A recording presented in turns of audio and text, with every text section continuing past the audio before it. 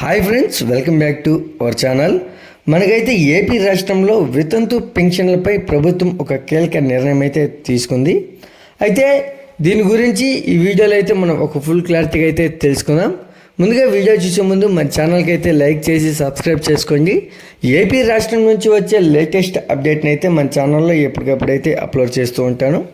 ఇక మనం వీడియోలోకి వెళ్తే, కుటుంబం పెద్ద మరణిస్తే ఆ కుటుంబం భవిష్యత్తు నదీ సముద్రంలో పడవను నడిపే నావికుడు హఠాత్తుగా కనుమరుగైతే సముద్రంలో చిక్కుకున్న ప్రయాణికుల పరిస్థితి ఎలా ఉంటుందో ఆ కుటుంబం పరిస్థితి కూడా అలాగే ఉంటుందని, ఆర్థికంగా అలంబనగా ఎన్ని రోజులు ఏ కష్టం రాకుండా చూసుకున్న వ్యక్తి దూరమైన ఆవేదన వైపు, భవిష్యత్తుపై బెంగ మరోవైపు, ఇలాంటి పరిస్థితుల్లో సతమతమయ్యే కుటుంబాలు ఎన్నో. అయితే భర్తను కోల్పోయి కుటుంబాన్ని నడపలేక ఆర్థికంగా ఇబ్బందులు పడే వితంతువుల భరోసా కల్పించేలా ఆంధ్రప్రదేశ్ ప్రభుత్వం కీలక నిర్ణయం అయితే తీసుకుంది. అయితే వితంతు పెన్షన్ల విషయంలో ఆంధ్రప్రదేశ్ ప్రభుత్వం కొత్త నిబంధన తీసుకొచ్చింది. అయితే భర్తను కోల్పోయిన భార్యకు వెంటనే వితంతు పెన్షన్ మంజూరు చేయాలని నిర్ణయం అయితే తీసుకుంది. అయితే ఈ మేరకు అధికారులకు ఆదేశాలు కూడా జారీ చేసింది.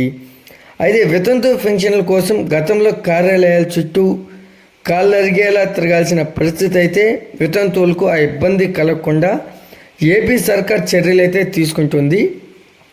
అయితే మనకు 1వ తేదీ నుంచి 15వ తేదీలోపు భర్త మరణిస్తే ఆ భార్యకు వెంటనే వితంతు పెన్షన్ అధికారులు నిర్ణయించింది.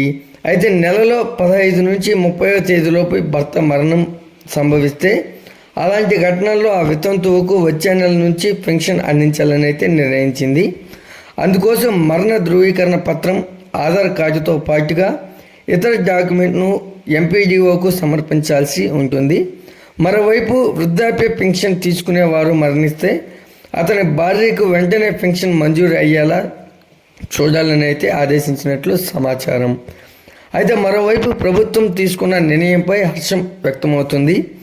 భర్తను కోల్పోయి దిక్కుదోచిన స్థితిలో ఉన్న వితంతువులను ఈ నిర్ణయం కారణంగా భరోసా దక్కుతుందని ప్రజలు అభిప్రాయపడుతున్నారు.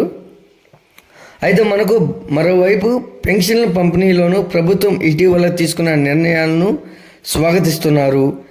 ఏవైనా కారణాలతో పెన్షన్ తీసుకోకపోయిన వారికి మరుసటి నెలలో పెన్షన్లు అందించేలా నిర్ణయం అయితే తీసుకున్నారు. అయితే 3 నెలల పెన్షన్ ఒకేసారి తీసుకునేలా ఏర్పాటు అయితే చేశారు.